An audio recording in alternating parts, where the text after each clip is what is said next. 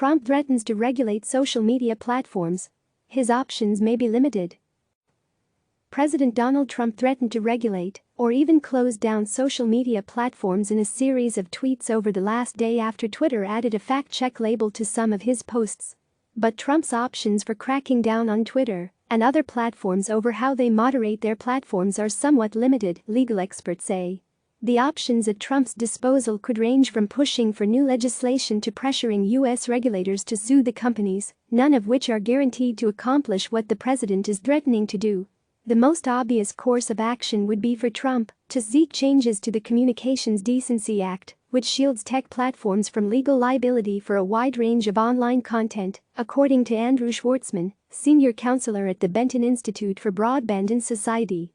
There has been an ongoing push, led by the Justice Department and Republicans in Congress, to do just that. But changing the law would require building broad consensus in a deadlocked Congress. The Trump administration could not go it alone. And a new law that specifies how tech companies must police their platforms could raise questions about the law's constitutionality. This is just another example of Trump thinking that the Constitution makes him a king, but it doesn't, said David Blodek, a Georgetown University law professor and former senior Federal Trade Commission official. Trump could pressure agencies such as the FTC and the Federal Communications Commission to take action against social media companies.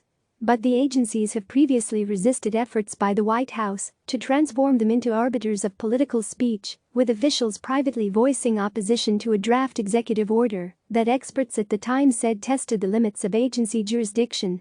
The FCC regulates phone and broadband infrastructure, said Schwartzman, and lacks much jurisdiction over Twitter, TWTR, and Facebook, FB, in the first place.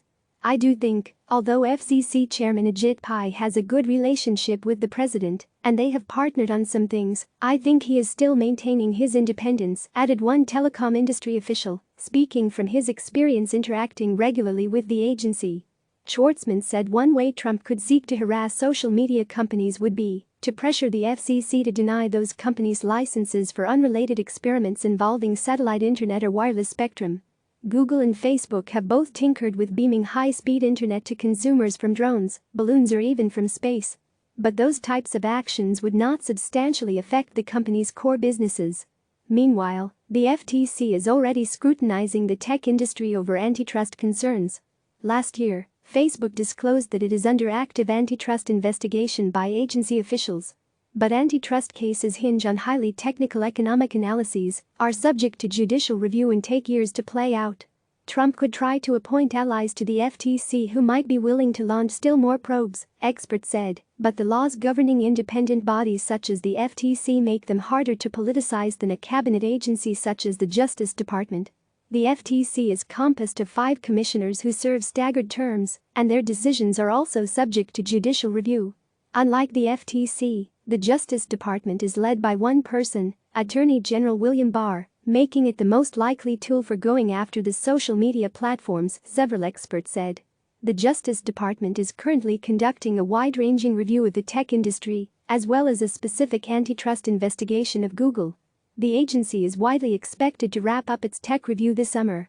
Barr has alluded to complaints of anti-conservative bias on several occasions. In December, he told an audience of state attorneys general that the Communications Decency Act has enabled platforms to absolve themselves completely of responsibility for policing their platforms while blocking or removing third-party speech, including political speech, selectively and with impunity. Last week, the Wall Street Journal reported that Trump has considered establishing a White House commission to study allegations of conservative bias. But that only underscores the limits of Trump's direct influence on the matter. Despite the limitations, growing tensions with the White House could still be perceived as a threat to the companies. Twitter and Facebook saw their shares dip on Wednesday on a day when the overall market was up. Click subscribe to receive the latest news.